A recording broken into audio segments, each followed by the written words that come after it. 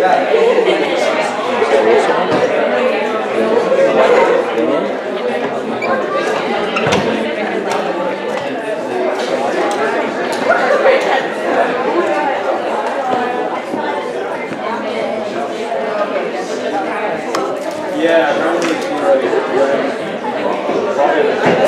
Alright guys, let's get started.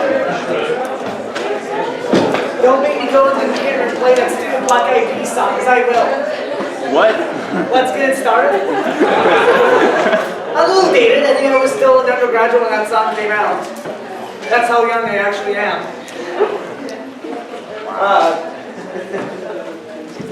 Yeah. So, hey, it's better than me playing Final Countdown before the final exam. No. That could be pretty awesome though, right? First 5 seconds have that really iconic guitar riff. Or is it a guitar riff or a keyboard riff? Keyboard. Alright, still, the really iconic keyboard riff. That's the way to start organic chemistry. Okay, so at the end of lecture on Monday, we started talking about this idea of when you have an alpha, beta, and saturated carbonyl. So a carbonyl that's got a double bond in conjugation with it. We have two choices. A nucleophile can go 1,2 addition, meaning it adds into the carbonyl. They give us products like this. And in general, strong nucleophiles, i.e. strongly basic nucleophiles, so nucleophiles with a high pKa of their conjugate acid, will go 1,2. So things like Grignards, alkyl lithiums, hydride reagents will go 1,2, as shown here. And so in these cases, 1,2 addition is really kinetically controlled. So what I mean is when you look at the charge density on the resonance hybrid of this molecule, all the resonance structures we drew last time. We know those to be partial positive charge at both this carbon as well as the carbonyl carbon. But since the carbonyl carbon is closer to the oxygen, there's going to be more positive charge at the carbonyl carbon than at the beta carbon of the system. And so when you have a very, very strong nucleophile, it will go 1,2 because it is kinetically controlled, meaning because there's more partial positive charge at the carbonyl carbon, it will be a lower energy, thus kinetically favorable transition state to do the 1,2 addition, which you can then protonate to give the product. So 1,2 addition is favored kinetically. And the reason why it's you get 1,2 for strong nucleophiles is if you draw out the tetrahedral intermediate before we protonate it,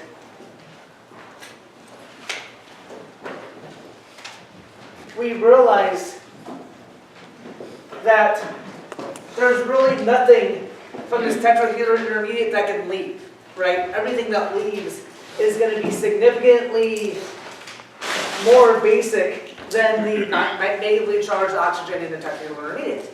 So that means the equilibrium for going back is going to be negligible. So for all intents and purposes, when you have a strong nucleophile that's a lousy leaving group, it's going to be kinetically controlled because it can't go back, and we'll get the 1,2 product. So addition directly into the carbonyl. Conversely, if we take a weaker nucleophile, and let's take sodium methoxide in ethanol, it will most likely add into the the carbonyl carbon first. However, and I'll draw this tetrahedral intermediate.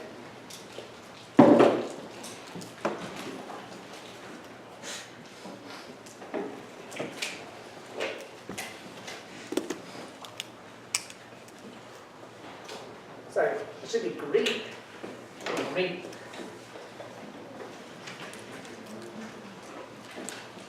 That will give us tetrahedral intermediate like this. And of course, in this case, sodium methoxide can leave quite nicely. So it can leave.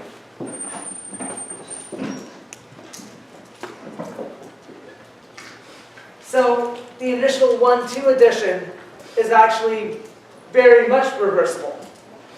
And so it will go 1,2, but then it will go it will go all the way back to the carbonyl from kicking out the ethoxide, giving us our starting materials back. So then eventually what will happen though is eventually one time it will go 1,4 instead of 1,2. So instead of going 1,2, which I'll have in green, it will go 1,4.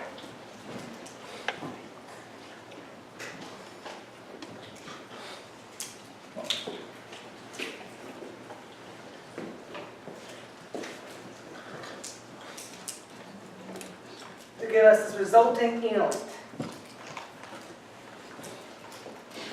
Professor, Yes. I'm having trouble seeing, like, it looks like 1,3 to me, like, where's the fourth carbon? 1, 2, 3, 4.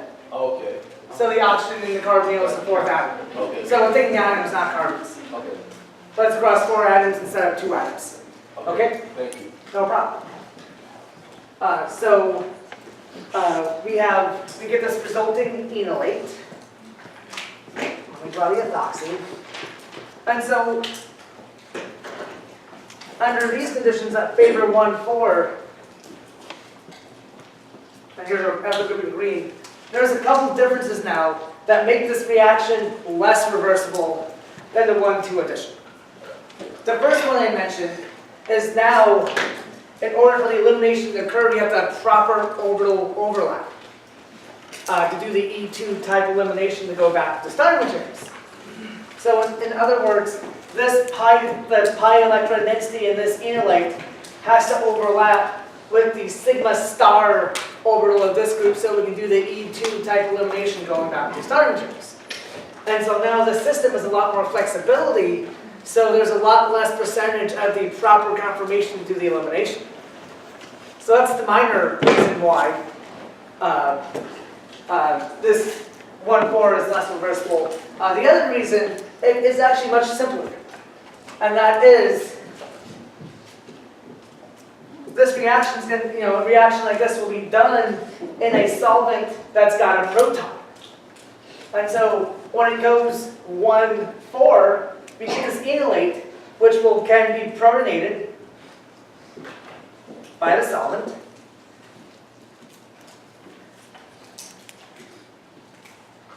Giving us the enol,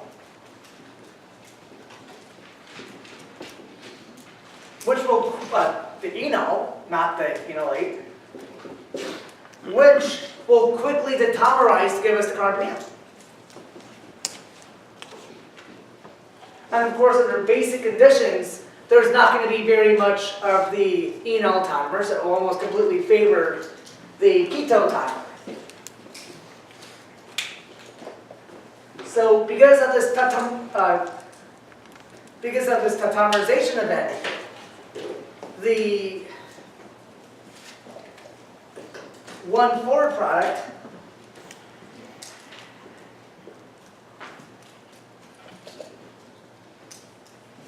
here is significantly less reversible than the 1,2 product.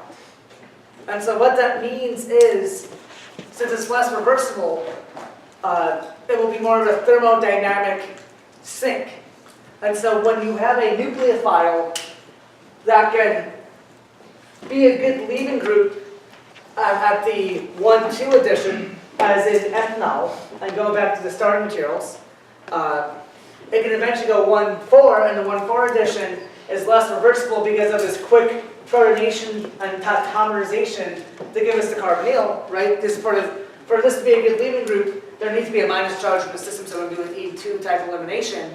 And since this is now a neutral molecule because it got quickly protonated, because the enolate got quickly protonated under these conditions to give us the product, then everything's gonna funnel to the 1,4 product. And so if the reaction is reversible, it will favor 1,4. If the reaction is irreversible, it will favor 1,2. So a quick thing to remember, anything that's a better nucleophile than, so H minus and up will go 1,2, will favor 1,2. Anything with a pKa less than H minus, remember H minus is a pKa of 37, I think? Maybe 38. So anything with a pKa less than that. So amines and anything that's an amine or more acidic than an amine will favor 1,4 addition. Amines and down acidity and down pKa wise will favor 1,4 addition. Anything hydrogen or up will favor 1,4. Sorry, 1,2. Will favor 1,2.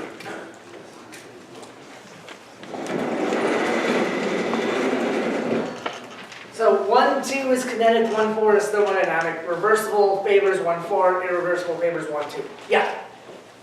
How does reversible favor 1,4 if on the 1 we did the 4 it was 1,2? What's up? On the bottom ETO and A. ETO. So this was just me drawing that it will kinetically go 1,2, but 1,2 is reversible, 1,4 is less reversible. So wouldn't it favor 1,2? No, because 1,4 is less reversible than 1,2. So 1,2 will quickly go back, and eventually will go to 1,4, and 1,4 products will go back slower and less. So 1,4 still goes back. Yes, it can definitely go back, right? Because if you look at the key, if you look at this intermediate, it can, if you form the enolate, it can indeed go back, right? The going back mechanism is just the same mechanism of the dehydration part of an aldol dehydration. So it can go back, but it's going to go back less than the 1,2. Or in other words, it's easier for the 1,2 to go back than it is for the 1,4. And that will eventually help us favor 1,4 when it's reversible. Yeah. I just have a question. So how Of course. come the double bond, the negative charge can go back on the oxygen, and then the double bond didn't grab the hydrogen? In which case? That. Right here? Yeah, how come we protonated the oxygen? Oh, just to make it more stepwise. You can imagine it the way you proposed. That's perfectly valid, but this way is perfectly valid as well. I thought this way was more easier to see, having the oxygen protonation followed by depolymerization. Okay. But what you proposed, Oh, okay. absolutely fine. Okay. Absolutely fine. Anything else? So reversibility. Let me just change these. So one, the protonation, and then the black arrows is the backward reaction. Okay, so that's basically what we talked about last Monday in a nutshell. And then I just want to show you one more example, and that's with various amines. So again, amines favor 1,4 addition because they're reversible.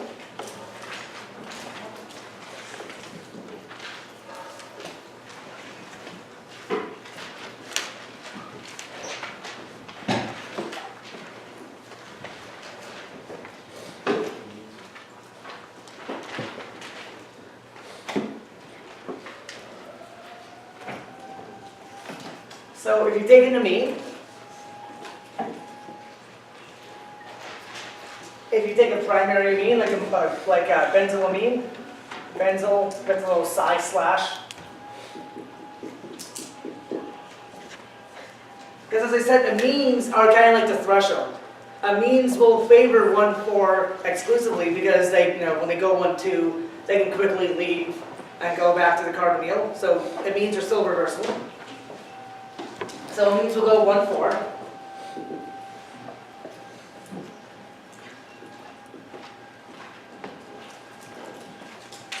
And amines, you can go 1,4 under neutral conditions. You don't need base because amines are so nucleophilic to start with. Because of the lack of electron density, the lack of electronegativity of amines. And of course, this will give us the resulting enolate.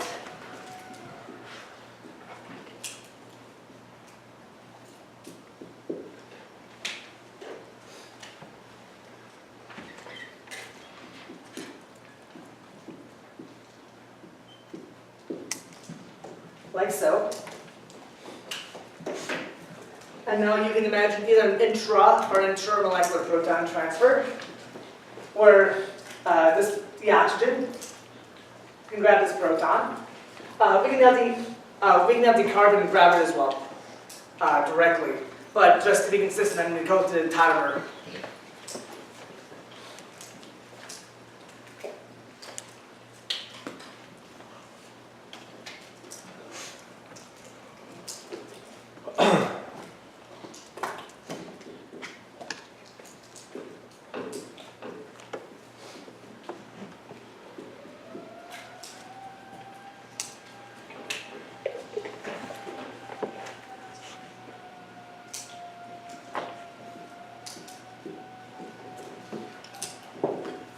To give us this product, which will quickly detamerize the keto form. Again, you can draw the carbon acting as the base directly and taking the proton to give us the keto form directly, but again, you can draw the oxygen through the enol form, doing it as well.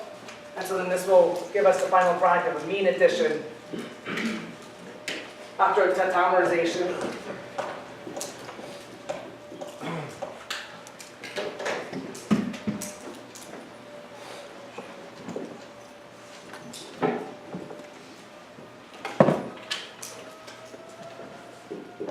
Again, running the protons and the alpha carbon after the tetamerization are indeed is from the amine.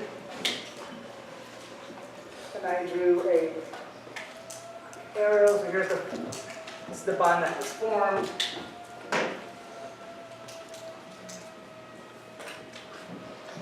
Nitrogen, one hydrogen.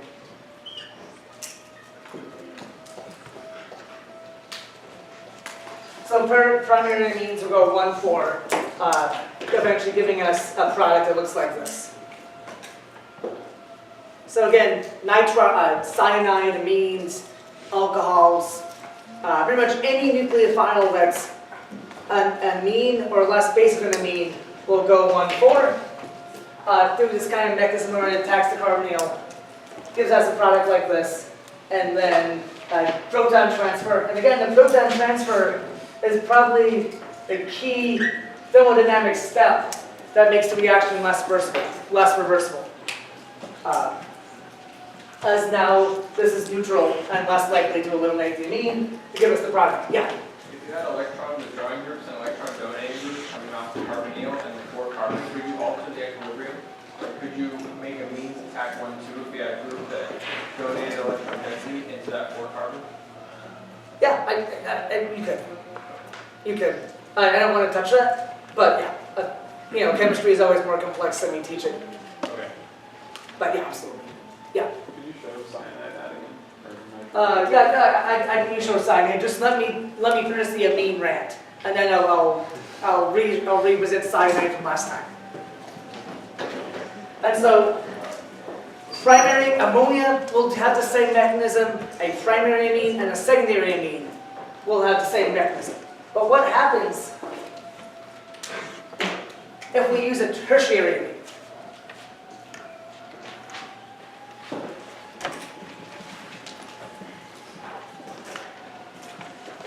And the tertiary amine I'll propose is triethylamine. So will the tertiary amine go one? Will it add into the carbonyl? Will it add into the system at all? Yes, it will. It will actually go 1,4. Just as shown before. And of course, it's super reversible. And so if it goes 1,4, the product we will get out will now be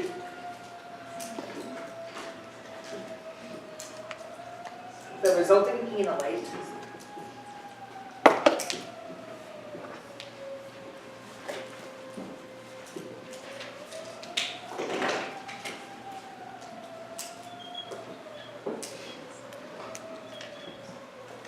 Let's look at our stereochemistry just to be sure.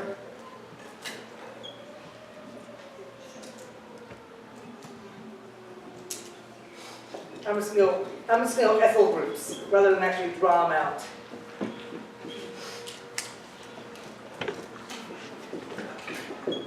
All right, so triethylamine is going to go in 1,4.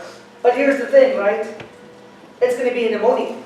It's going to be an amine with 4 substituents attached to it, meaning it's going to be an ammonium, it's going to have a positive charge, and there's no proton transfer available to make it neutral, right? So we're pretty much stuck in this form. And so my question to you is, will a tertiary amine stably add into a carbonyl, or will the equilibrium just favor the starting materials because we always have an ammonium salt and an enolate, which can easily go back and kick off the ammonium to go back to the starting materials? Is this reaction going to go, or is this reaction just going to favor the starting materials? Absolutely, it's going to favor the starting materials. So tertiary amines will never give you a stable addict because it will always be an ammonium. And so it will always leave, and so the equilibrium will always favor the starting materials. So just be aware, if I throw in a tertiary amine in the final for a Michael addition, I'm being sneaky. Although not very sneaky. Alright, so real quickly, let me draw the cyanide attacking. I'm pretty sure I did this last lecture, but there's never such thing as too much cyanide in chemistry, right?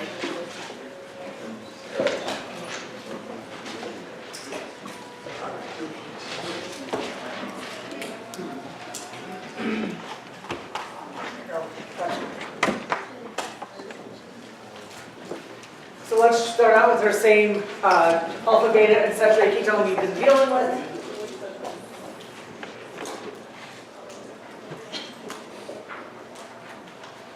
Let's take our potassium cyanide.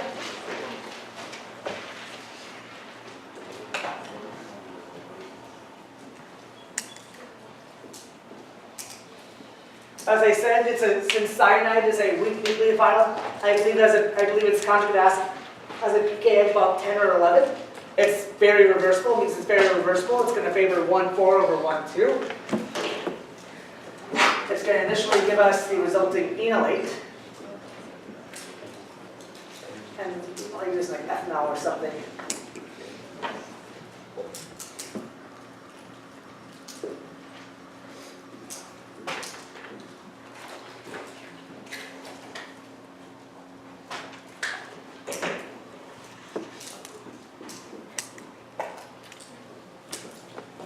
That will give us a resulting enolate like this. And then eventually the enolate will be protonated. Today I've drawn the oxygen taking the proton and then tautomerizing. Just to show a different but equally valid thing, we just draw the carbon enolate grabbing the protons. We know they can do it. Same thing as through the timer though. No favorites.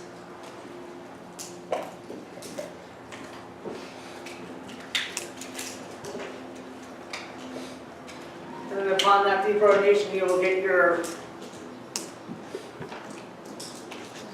product of nitrile adding in. Go 1,4, yeah. So how come the oxygen doesn't grab the hydrogen from the ethanol? Oh, but you can.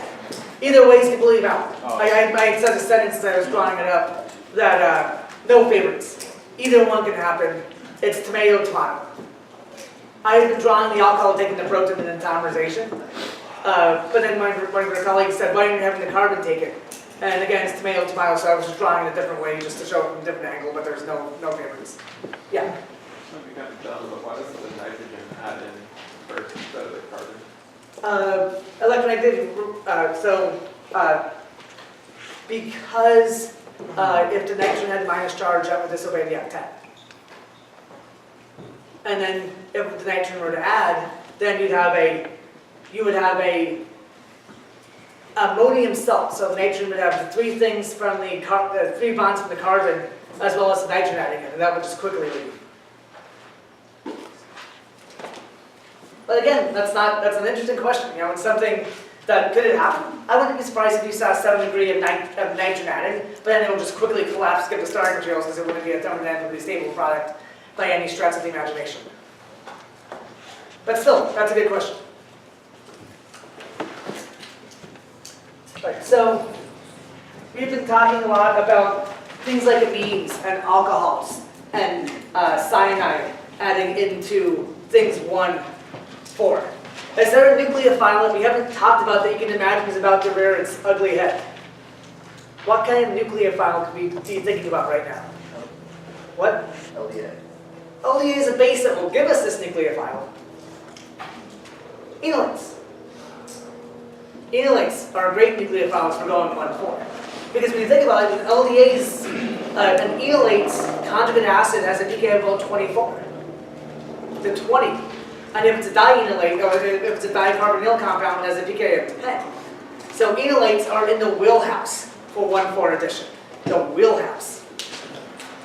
And that gives us a reaction we call the Michael addition. I'm not going to spell out because everybody has to give their quirks. And I have never ever been able to spell Michael. Is it H-A-E-L or H-E-L or? Yeah. So okay, let's call it the Mike reaction. Don't tell Professor Bergdahl because that's his first name. The Mike reaction. Everyone wants to be like Mike. Once I was trying to spell Michael. I don't know why I can't spell it. The mind is a very mysterious thing. I have a friend who's at Caltech who's an absolute brilliant person. She speaks English like she's spoken her entire life, but she's from Romanian, and so she grew up speaking Romanian and Italian. And so in those tongues she grew up speaking, she has a debilitating stutter.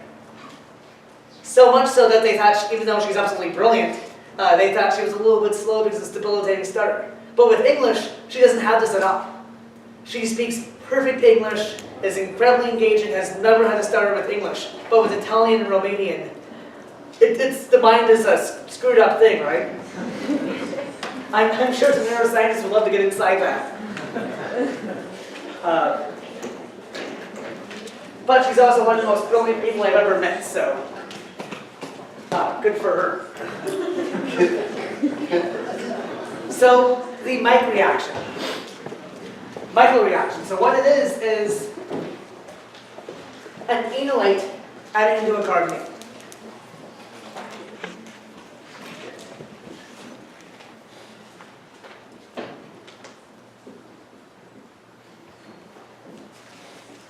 So you have an alpha, beta, and saturated system. And then you have an enolate.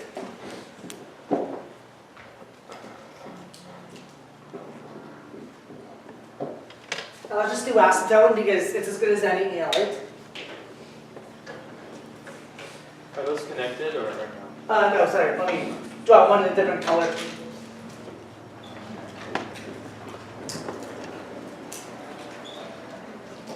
So, you can do these under both thermodynamic or kinetic conditions. They work. Most commonly, we do it under thermodynamic conditions, meaning we use sodium methoxide and ethanol as your solvents. But there's no reason you can't, if you have an unsymmetrical ketone, there's no reason you can't use LDA to get a kinetic enolate that acts.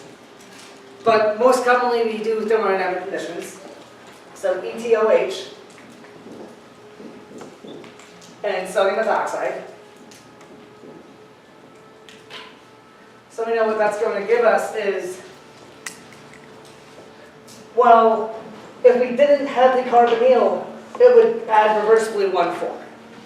But since we have the ketone, eventually it will funnel towards forming the enolate of the ketone.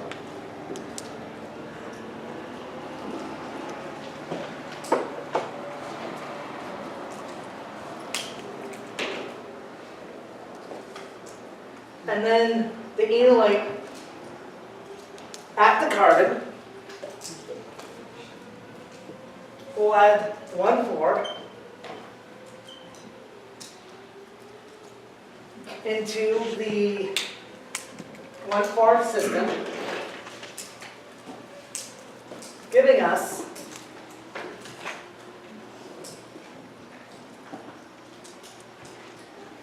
the 1,4 being now being the enolate, and red will be the bonding form, and then of course now The enolate's going to look like this.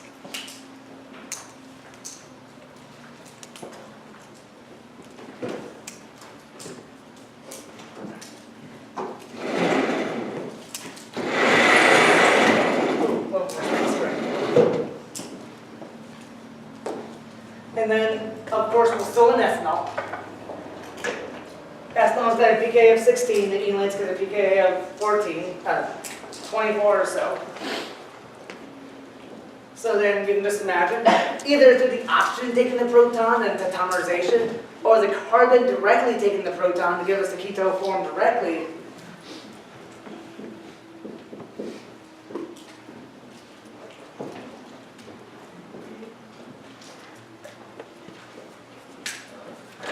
You can now get our final Michael product.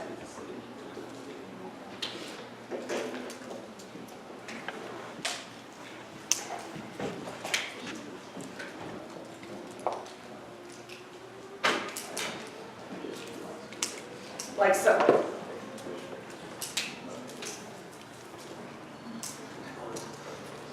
So again, the Michael addition. The Michael addition is just a 1-4 addition of a enolate into a carbonyl. And just as before, we're not limited to enolates. Any acidic hydrogen can do this. For example, there's a related reaction to the Michael addition, which is called the Henry addition.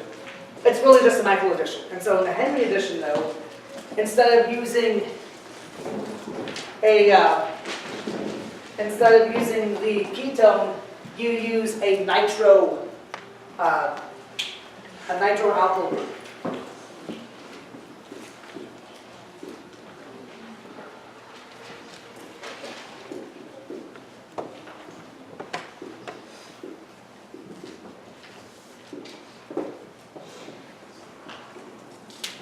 So,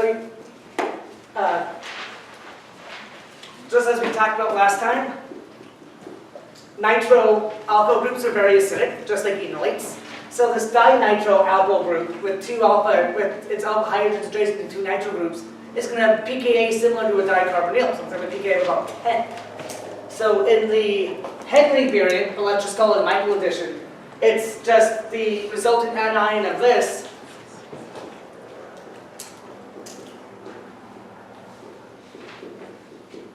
so deprotonation of nitroalkene.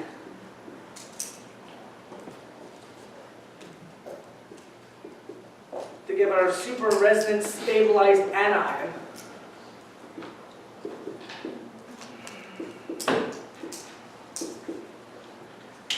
Which can then add into 1,4. Just like in the Michael addition, nothing really changes. Can add 1,4.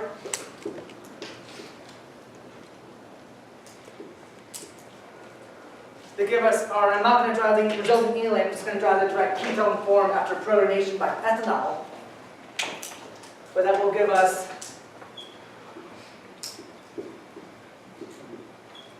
our Henry, or let's just call it a Michael product.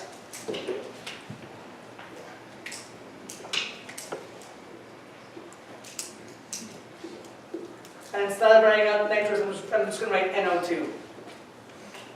So pretty much any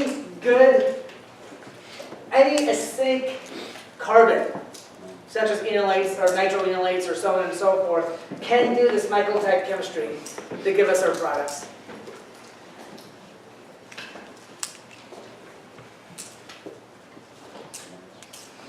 And furthermore, as far as the alpha, beta, and saturated carbon, we're not limited to carbonyls as electron groups. Nitros and nitriles and any electron group will also work as the electrophile. So for example, you can take, again, an enolate,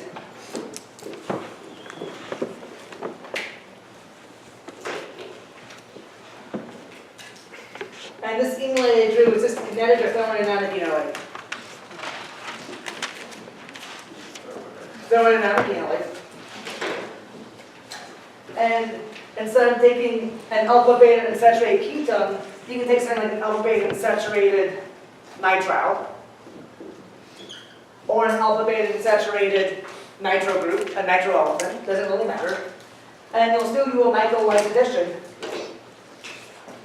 or the enolate will add 1,4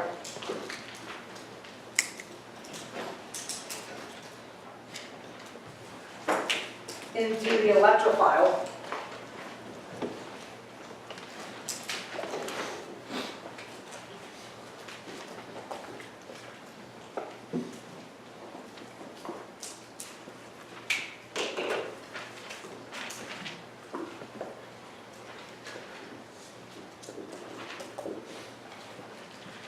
Giving us a species like this, which is really fairly similar to an enolate, because it's a resonance stabilized anion. Giving us a resin structure. Sorry, natural starting product.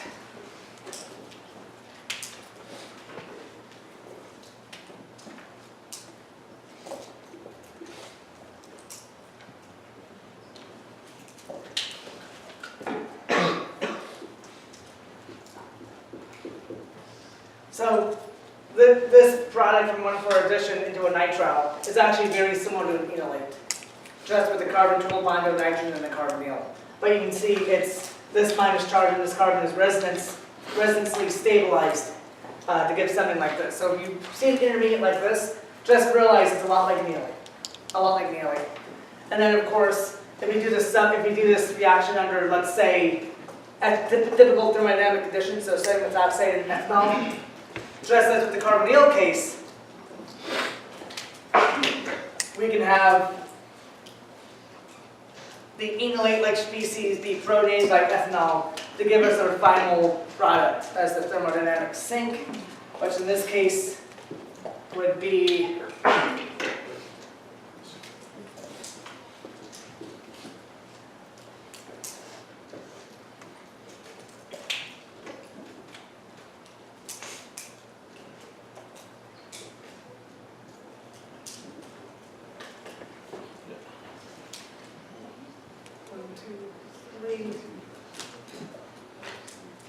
which would be this guy.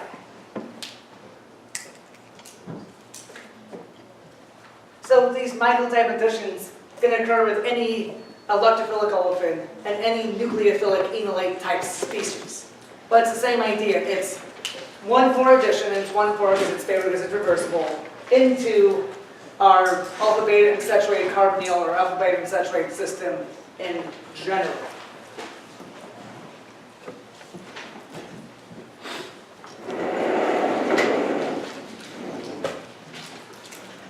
So, let me give you guys a thought experiment to lead into the Robinson annulation. So, here's our first Michael product we talked about. So this is the product from the enolate of acetone adding into this acrylate, so this alpha beta unsaturated carbonyl, to give us this, and then eventually give us this product. So let me just start here and redraw this product.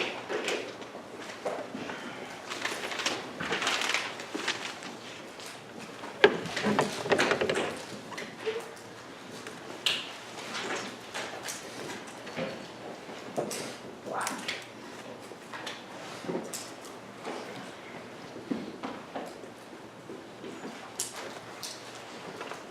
So we did this reaction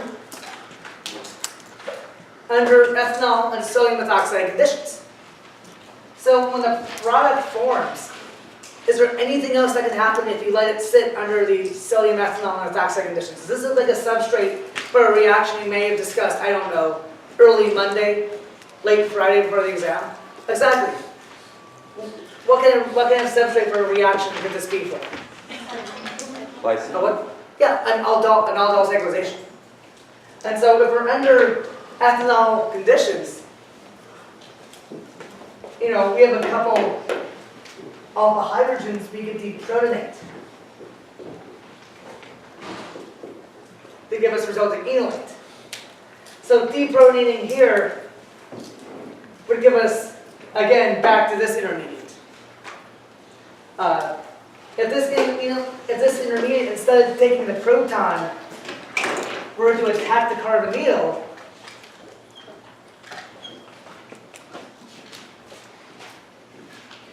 it would give us a 1, 2, 3, 4, four-membered ring. So it would give us an aldol cyclization, giving us a four-membered ring.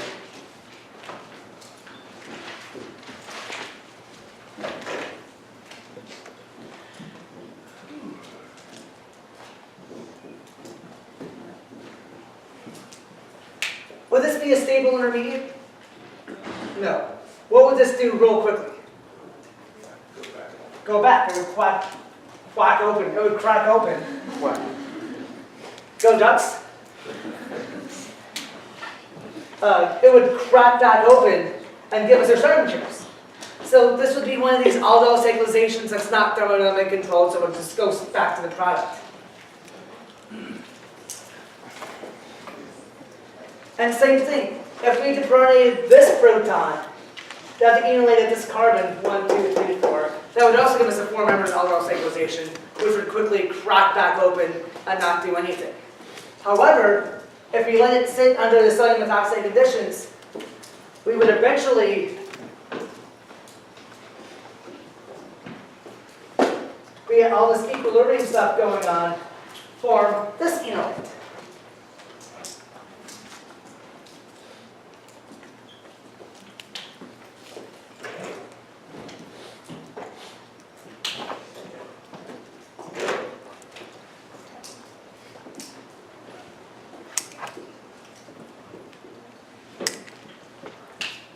And this enolate, if it were to attack the carbonyl in intramolecular aldol cyclization,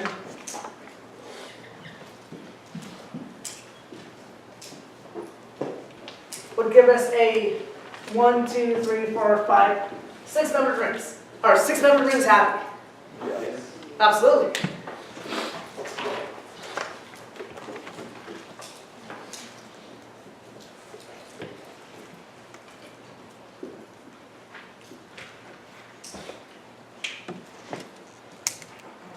Orange, or the bond that's formed.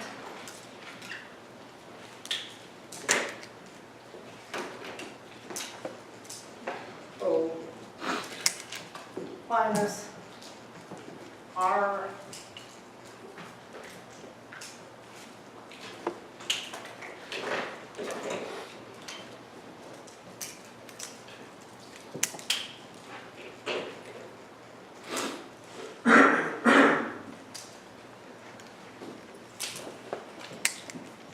So that will give us this aldol cyclization.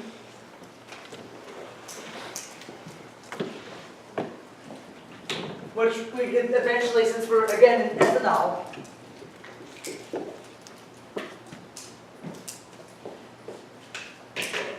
get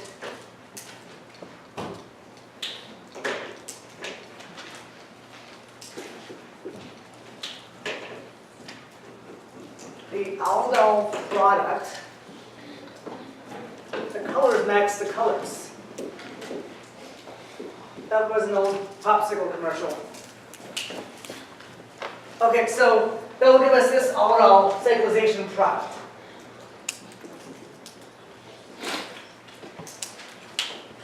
So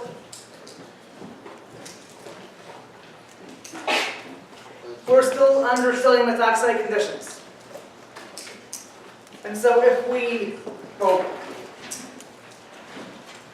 so we're still under sodium methoxide conditions. And so we can isolate this pretty well.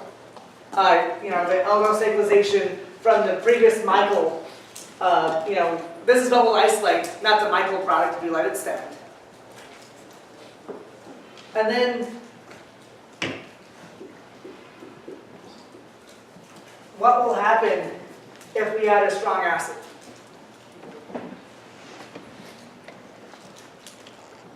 Take out the alcohol. Yeah, so we'll do an aldol dehydration. Let me throw in some heat too. So what will happen if we add an acid, we'll fluorinate this, and this will transform to enol, and we'll fluorinate this. So let me draw that and do it all black.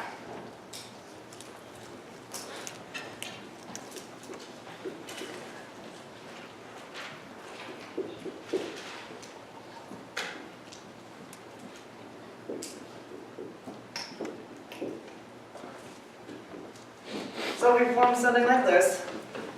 This water will just leave, right? Because it will give us a tertiary carbocation adjacent to a double bond. So this can just leave.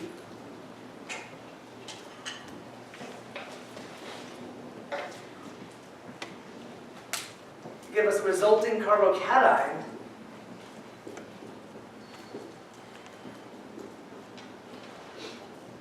Like so. I'm just drawing an aldol dehydration under acidic conditions, right? And then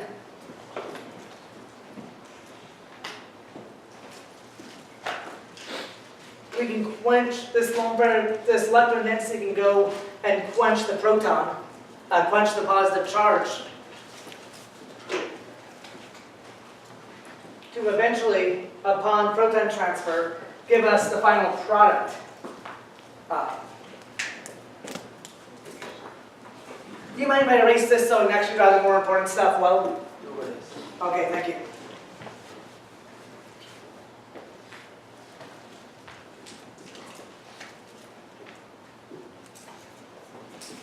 So then we do this acid catalyzed aldol dehydration.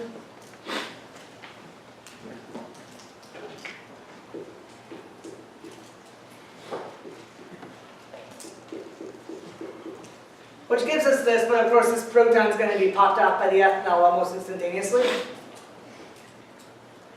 to give us our final product. So let me just redraw everything we just talked about here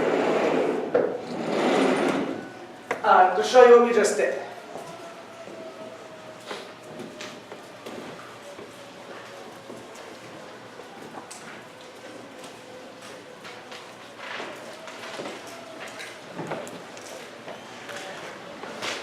So by the way, what we just did was the Robinson annihilation, which is usually considered the hardest reaction in this class.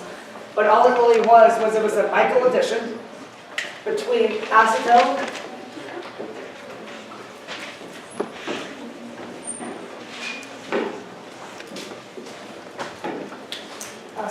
plus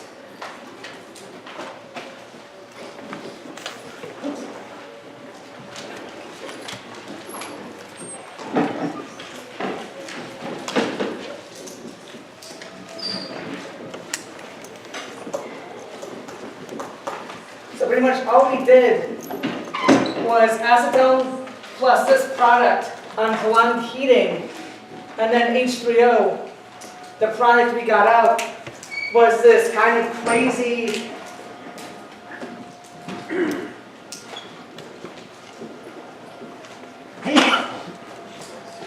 alpha beta and saturated cyclic olefin.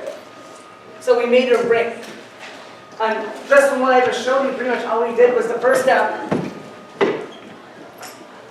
was the Michael product. So Ma for Michael addition.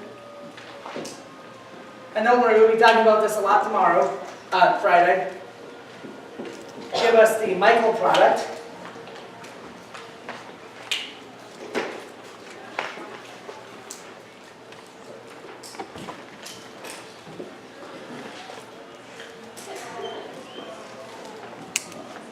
All right. And then after the Michael addition, we then just did an aldol cyclization.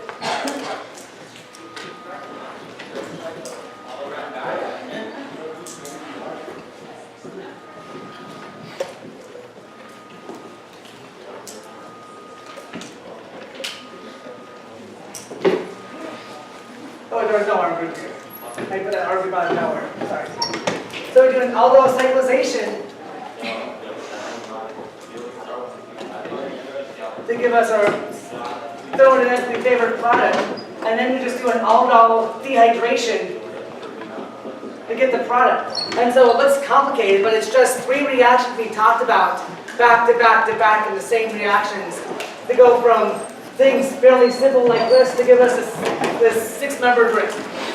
And this is called the Robinson emulation. We know we'll be talking about it on Friday.